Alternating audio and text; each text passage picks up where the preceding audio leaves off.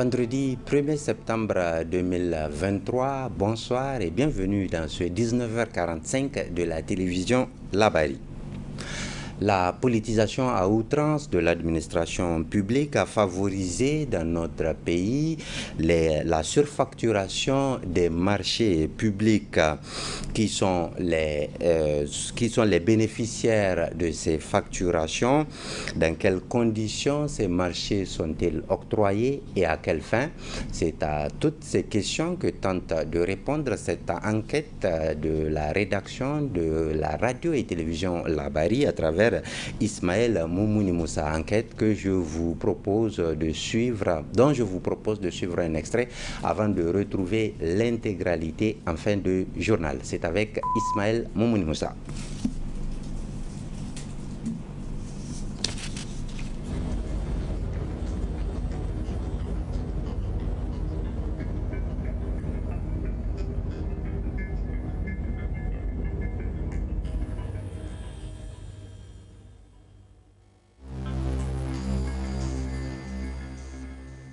84,48% des procédures d'attribution des marchés publics sont irrégulières selon le rapport d'audit des marchés publics diligenté par le ministère des Finances en 2018. Voici la réalité de la passation des marchés publics au Niger. Qui sont les bénéficiaires de ces marchés, dans quelles conditions ces marchés sont octroyés et à quelle fin. Ainsi, dans le cadre de cette enquête du programme lutte contre les malversations fiscales et les irrégularités budgétaires, à travers la production d'enquêtes journalistiques au Niger, mise en œuvre par l'Association des professionnels africains de la communication à Pôle Niger, avec le soutien de l'ambassade des États-Unis. Nous avons rencontré plusieurs acteurs pour comprendre comment l'argent public se trouve être la première source de financement des partis politiques. Faisant partie des pays les plus pauvres au monde, le Niger bénéficie d'une multitude de projets de développement pour accompagner les efforts du gouvernement pour l'amélioration des conditions de vie de sa population. Cependant, la gestion des deniers publics est toujours entachée de corruption. L'indice de perception de la corruption dans le secteur public au Niger était de 68 points en 2022 sur une échelle de 0 à 100. Plus le score est élevé, plus la corruption est massive. C'est ainsi qu'en matière de corruption dans le monde, le pays est placé à la 125e position par Transparency International. Voilà, donc une enquête à suivre tout à l'heure en fin de ce journal-là. 72 heures après les propos du président français Emmanuel Macron lors de la réunion annuelle avec les ambassadeurs et ambassadrices de France, les autorités nigériennes, le CNSP, viennent donc de réagir à travers un communiqué qui nous est résumé ici par Adam Soumana. Le gouvernement de la République du Niger a suivi avec consternation les propos tenus le 28 août 2023 par le président de la République française à l'occasion de son adresse aux ambassadrices et ambassadeurs de France. Ces propos constituant une ingérence supplémentaire flagrante dans les affaires intérieures du Niger, le Conseil national pour la sauvegarde de la patrie CNSP et le gouvernement tiennent à faire les observations suivantes. Premièrement, il vise à infantiliser les chefs d'État africains en agitant, sans aucune prise en compte des différences entre les contextes nationaux, la psychose d'un risque régional de contagion de putsch militaire. Il pense aussi les apurer et instrumentaliser la CEDEAO pour les obliger à adhérer au projet néocolonialiste d'un autre âge d'invasion du Niger. Deuxièmement, ces propos visent à fabriquer une division ethnique artificielle pour opposer les Nigériens les uns des autres et créer les conditions d'un conflit interethnique, à l'instar de ce qui s'est passé dans certains pays africains et qui a été provoqué par ce genre de manipulation. Troisièmement, contrairement à la rhétorique macronienne qui consiste à dire que les militaires ont abandonné la lutte contre le terrorisme pour les privilèges du pouvoir à Niamey, nos forces de défense et de sécurité sont plus que jamais engagées à poursuivre leur lutte acharnée contre les forces terroristes, d'ailleurs soutenues par la France qui prétendait jusqu'ici nous aider dans cette lutte. Quatrièmement, ces propos visent à perpétuer à tout prix les relations patron-client, maître-sujet auxquelles le régime défunt a assujetti le Niger par rapport à la France. M. Macron n'hésite même pas à présenter les anciennes autorités à la face du monde comme des marionnettes en justifiant le soutien que leur apporte pour leur engagement à l'international, surtout les agendas qui sont ceux de la France.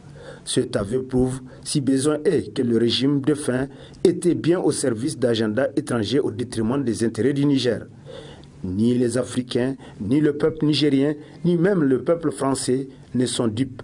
Les propos de M. Macron et ses incessants efforts en faveur d'une invasion du Niger visent à perpétuer une emprise néocoloniale sur le peuple nigérien qui ne demande rien d'autre que de se décider désormais par lui-même de son destin. Ces propos, inattendus de la part d'un chef d'État, n'apportent rien à la recherche de solutions rationnelles aux différends qui nous opposent.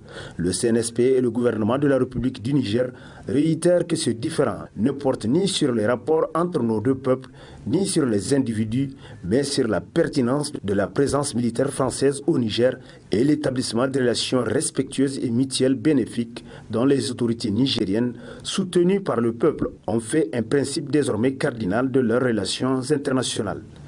Fort du soutien du peuple nigérien, seul juge de leur légitimité, le Conseil national pour la sauvegarde de la patrie et le gouvernement sont résolus à s'opposer à tout paternalisme et à tout interventionnisme d'une époque à jamais révolue et entendent œuvrer pour l'établissement d'un ordre nouveau, gagnant-gagnant et respectueux de la dignité de tous les peuples et de la souveraineté de tous les États. Fait à Niamey le 1er septembre 2023. Signé le porte-parole du Conseil national pour la sauvegarde de la patrie. Vous venez donc de suivre la réaction des autorités nigériennes suite aux propos désobligeants du président français Emmanuel Macron sur la situation au Niger. Je vous donne maintenant lecture de ce communiqué du Front patriotique pour la souveraineté du Niger, FPS. Communiqué ainsi libellé. Je cite, le Front patriotique pour la souveraineté du Niger, FPS, a l'honneur de convier la population de Niamey et alentour à une grande marche, la marche de libération allant de la place Toumo, suivie de sit-in permanent au rond-point Escadrille le samedi 2 septembre 2023 à partir de 15h. Cette marche, poursuit le communiqué, marquera un tournant décisif dans l'histoire de notre pays. À cet effet, toutes les filles et fils du Niger, toutes les communautés vivant au Niger sont attendues à cette manifestation. D'ores et déjà, poursuit le communiqué, tous les marchés de la capitale seront fermés la journée du samedi 2 septembre 2023 pour donner un cachet particulier à l'événement et montrer la volonté du peuple nigérien de décider de son propre sort. Communiqué signé par le président du Front patriotique pour la souveraineté, M. Michael Zodi. Le Front patriotique pour la souveraineté du Niger a aussi entamé depuis hier 31 août 2023 une caravane de mobilisation et de sensibilisation du peuple pour le sit-in du samedi 2 septembre 2023 au rond-point Escadrille. Une manifestation qui se propose de dénoncer et exiger le départ des forces françaises de notre pays.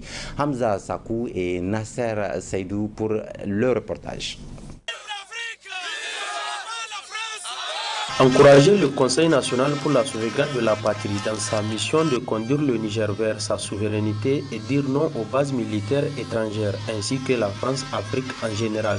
Tels sont entre autres motifs de la création du Front patriotique pour la souveraineté du Niger. Comme première activité, ce front initie cette caravane de mobilisation du peuple qui a débuté au rond-point Salou Jibo au quartier Niamey 2000, en passant par le rond-point 6e à Robanda et au quartier Yanta. C'est une caravane de démobilisation et de sensibilisation en vue d'organiser la manifestation projetée le 2 septembre 2023 qui consiste effectivement à faire un rassemblement à la place Toumo à partir de 15h et démarrer une marche suivie d'un sitting au niveau du rond-point Escadrille. Un sitting aussi permanent que nous n'allons pas quitter l'endroit pour permettre, pour dire non effectivement à la présence de sa base militaire. C'est la fin de l'ultimatum et il doit partir. Et c'est de façon pacifique. Nous n'allons pas utiliser la violence. C'est pour cela qu'on sensibilise la population de Niamey à sortir massivement, mais de façon pacifique pour aller dénoncer effectivement leur présence. La même son de cloche chez les présidents des comités de veille citoyenne de Gamkale et Niamey 2000.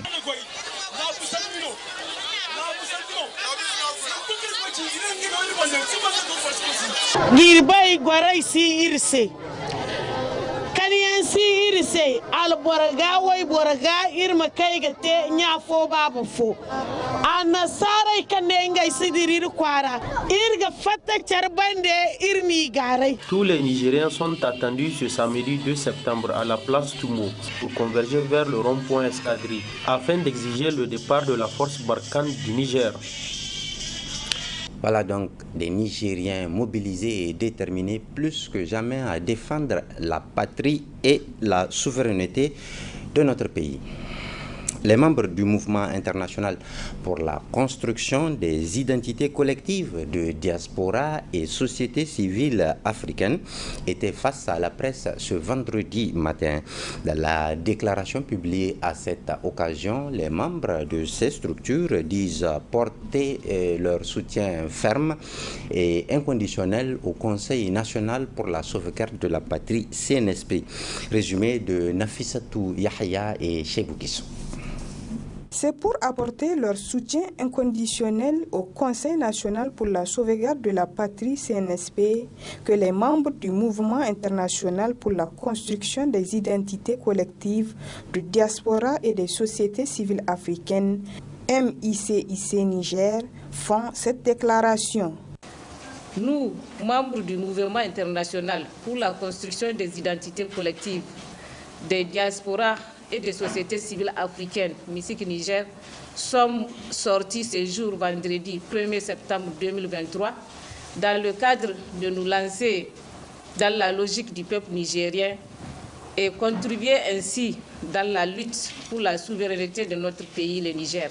Depuis le 26 juillet 2023, nous avons vu dans le CNSP l'organe libérateur du Niger du joug de l'impérialisme occidental d'une part et principalement français d'autre part.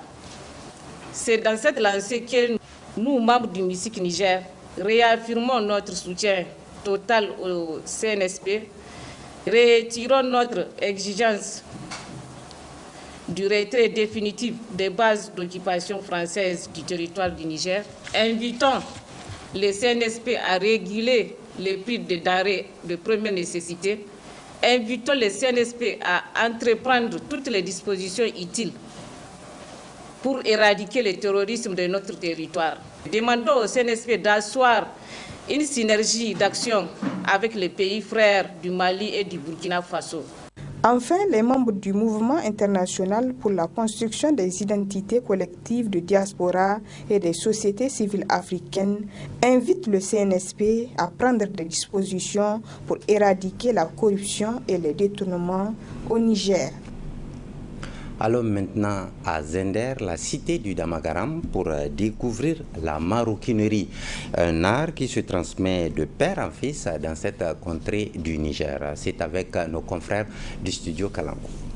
cikin katurban na bude atelier na kaina ina aikin fata musamman ma takalma na gade shi kamar yadda mahaifina ya gada a yanzu ma kuma ina da yara wanda yake balle ma yanzu a lokacin vacancy nan akwai iyana da ɗiyan makwabta wanda muke ina gogoda musu na tunda kaga a yanzu kan nisa yanzu kaga yaro na karami kaga abin da ina guda mishi yana yanka yana yau kuma katari ma akai kun zo yau wallahi yau ne yanzu nan kaga hudda shi ina guda mishi kai kaza tun daga mulin na kaga shi na kaga an ga wani dan mulu na wannan model nawa ne ni ne nake kirkiro kana wallahi duk model din da ka gani a nan CD ne kurkuya a guri na wallahi wannan na maka ba alfari ba wannan na buga gaba da wannan haka nan ne kuma duk wanda ya san a haka nan ne insha Allah akwai wani lokaci muna zuwa formation Niamey Centre de métier de cure des artisans du Niger ne ina ji na halarci nan kamar so biyu akwai formation ka san shi karin ilimi aka ce ko yaya ne yana da daɗi kuma a bisa kan aikinka yana da amfani kaga a lokacin nan ba a kawo ta babu sai Kano duka komi ko bukul wannan wanda zaka balla a jikin istamba an kai wallahi di Kano yanzu sai mutum ya turo mu ne ce mini ga irin kalar da yake so to bane da ita yanzu a hannu kuma in yace mini ga lokacin da yake so ni bane da kayan aikin a hannu kaga bane in bashi lokaci kenan sai na kumbunta hibba Nigeria sai na aika ma wanda yake kamun daga Zandar tukwa kima in babu a gurin shi ma sai ya aika wani guri bisa ya so ma komanda ne suke aka musu an so sai su turo mu akwai dalilin asiri a ciki an gode ma Allah wallahi babu banmu da matsala da ita. C'est un secret de polichinelle. La politisation à outrance de l'administration publique nigérienne a favorisé les surfacturations lors de l'octroi des marchés publics dans notre pays. Qui sont les bénéficiaires de ces marchés? Dans quelles conditions sont-ils octroyés? Mais surtout, à quelle fin? C'est à toutes ces questions, entre autres, que tente de répondre cette enquête de Ismaël Moumouni Moussa. Enquête réalisée dans le cadre du projet de lutte contre la corruption et les malversations fiscales, projet mis en œuvre par APAC Niger avec le soutien de l'ambassade des États-Unis à Niamey. Bonne réception et à très bientôt sur la télévision Labari, la passion de vous servir.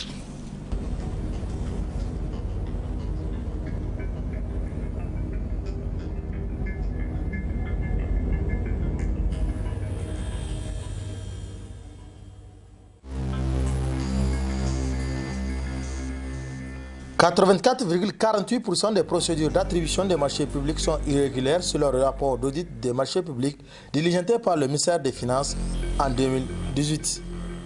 Voici la réalité de la passation des marchés publics au Niger. Qui sont les bénéficiaires de ces marchés, dans quelles conditions ces marchés sont octroyés et à quelle fin.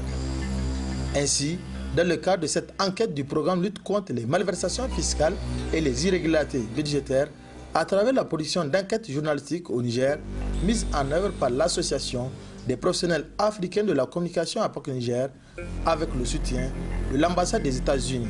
Nous avons rencontré plusieurs acteurs pour comprendre comment l'argent public se trouve être la première source de financement des partis politiques. Faisant partie des pays les plus pauvres au monde, le Niger bénéficie d'une multitude de projets de développement pour accompagner les efforts du gouvernement pour l'amélioration des conditions de vie de sa population. Cependant, la gestion des deniers publics est toujours entachée de corruption. L'indice de perception de la corruption dans le secteur public au Niger était de 68 points en 2022 sur une échelle de 0 à 100. Plus le score est élevé, plus la corruption est massive. C'est ainsi qu'en matière de corruption dans le monde, le pays est placé à la 125e position par Transparency International. Avec la politisation de tous les pans de l'administration publique, c'est l'efficacité de la dépense publique qui est mise à rude épreuve avec la surfacturation accrue dans les marchés publics. Avec la disparition progressive de l'éthique dans la gestion des deniers publics, les outils de contrôle bien qu'existants ne sont pas mis à jour pour stopper cette corruption ambiante. Il y a plusieurs corps de contrôle. Vous avez l'inspection générale d'État, vous avez l'inspection générale des finances, vous avez les inspections au niveau de chaque service. Et au niveau de l'inspection générale d'État, c'est le président de la République en personne qui signe les ordres d'émission des inspecteurs. Quand vous inspectez un service, normalement, vous faites un rapport provisoire où vous notez les irrégularités que vous avez constatées, vous envoyez le rapport provisoire au service inspecté pour attendre la contradiction. Après la contradiction, vous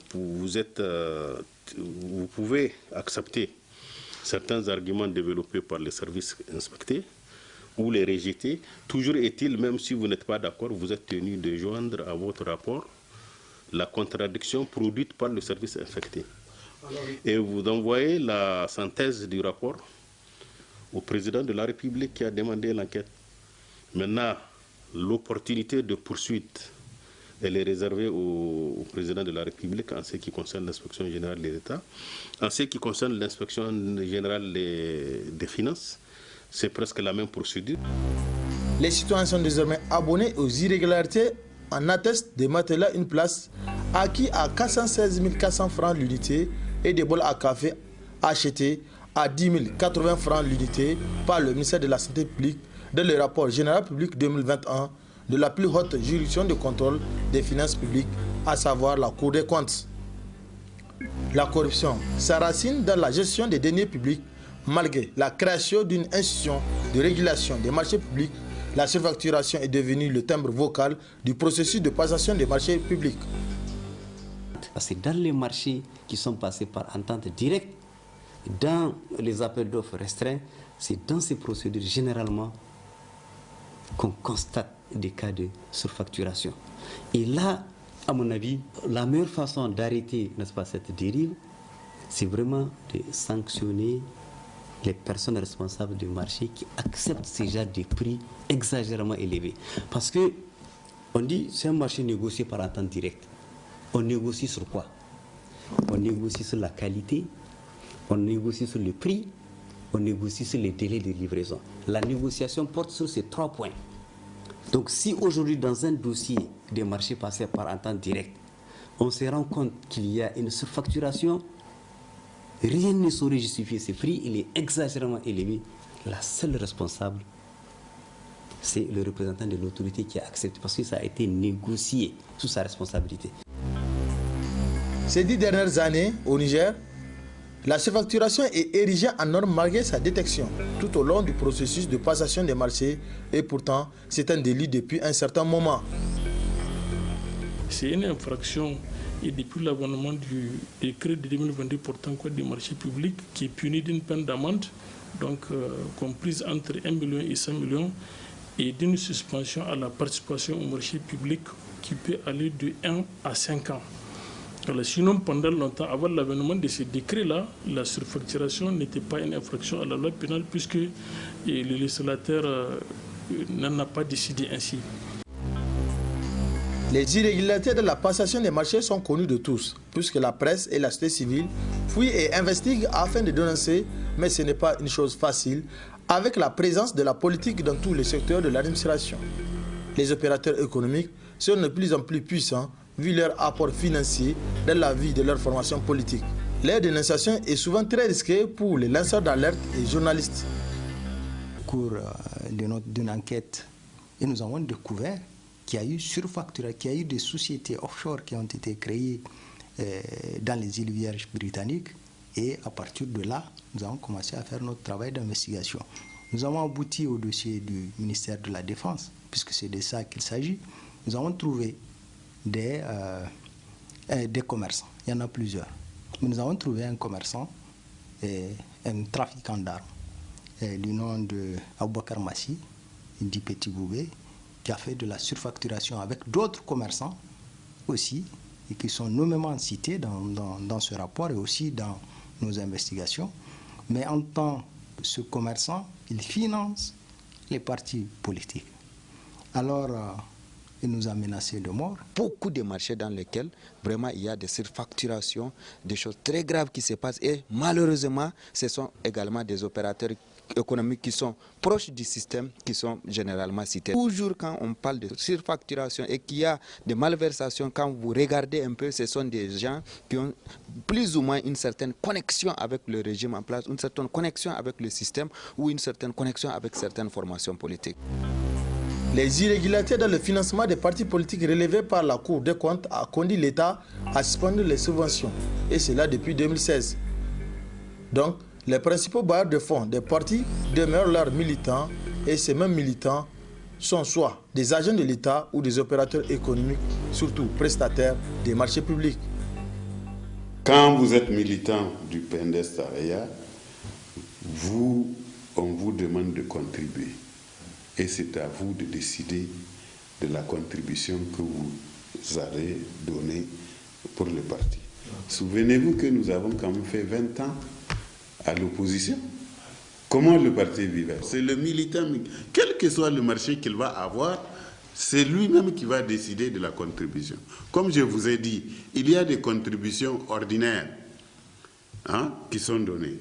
Mais il y a aussi des cotisations exceptionnelles. Quand le parti va organiser un congrès, on va demander aux gens de faire des cotisations exceptionnelles. Et ils vont faire.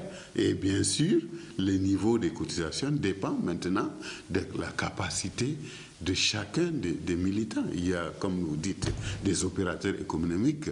Vous imaginez très bien que ces opérateurs économiques-là vont contribuer fort certainement beaucoup plus que d'autres militants. Les opérateurs économiques sont quand même des exceptions dans l'apport au financement de leur parti. Les opposants politiques ont leur propre lecture de la problématique. Ce pays est assez clivé du point de vue politique. Et nous savons depuis très longtemps, en tout cas depuis 2011, c'est devenu la culture générale, c'est quelque chose que tout le monde sait. À partir du moment où un parti politique se retrouve du côté de l'opposition de l'échiquier national, eh bien, ils n'accèdent ni, les militants n'accèdent ni aux commandes publiques, ni aux fonctions dans l'administration publique. Ça, c'est connu. Et donc, à partir du moment où cela est connu, vous pouvez donc comprendre que les militants de Génération Doumbouya PJP, PJP étant dans l'opposition, ces militants n'accèdent donc pas naturellement à la commande publique et ces hauts cadres n'accèdent pas à la haute fonction publique. La surfacturation des marchés publics demeure une source privilégiée de financement des partis politiques au Niger, témoigne la société civile active dans la lutte contre la corruption au Niger. Ceux qui le font, en tout cas le font de l'impunité totale, puisque c'est eux les barres de fond des partis politiques. Et donc, ils ne sont pas sanctionnés, parce que d'une autre manière, c'est un investissement corruptif, puisqu'ils investissent dans le parti. On voit effectivement aussi que des partis politiques qui sont au pouvoir ou qui sont alliés au pouvoir gagnent beaucoup plus de ressources. On le voit lors des campagnes électorales. Les partis n'ont pas les mêmes financements. Et donc, on peut effectivement se douter de dire qu'il doit y avoir une collision. C'est-à-dire que les partis bénéficient de certaines subventions parallèles par des marchés publics qui sont octroyés à leurs militants. Objet de vive contestation, la surfacturation des marchés publics fait le bonheur des formations politiques, malgré la sacralité des biens publics. On conçoit cette attribution comme une récompense aux militants que nous avons connu tous les scandales qu'on a connus. C'est pour cela que nous avons toujours affaire à des surfacturations parce que, comme on dit, on n'a pas attribué le marché pour l'intérêt général, mais on a attribué le marché pour l'intérêt de celui qui a eu le marché. Évidemment, le gars à qui on a octroyé le marché, c'est un militant. Et le militant, la plupart, ce sont ces militants qui financent les partis politiques. En 2020, avec le rapport de l'audit du ministère de la Défense, entre 2017 et 2019, dans l'achat des matériels militaires, le procureur de la République de l'époque, Mohamed Sayebou Issa, disait qu'il y a eu plus de 12 milliards de surfacturation, tandis que le rapport provisoire de l'inspection d'État avait annoncé 48,3 milliards de francs CFA. Dans ce genre de scandale financier, l'État demeure toujours perdant. Les noms des personnes citées pour être auteurs et complices de ces scandales financiers sont également connus pour être des militants des partis membres de la mouvance au pouvoir.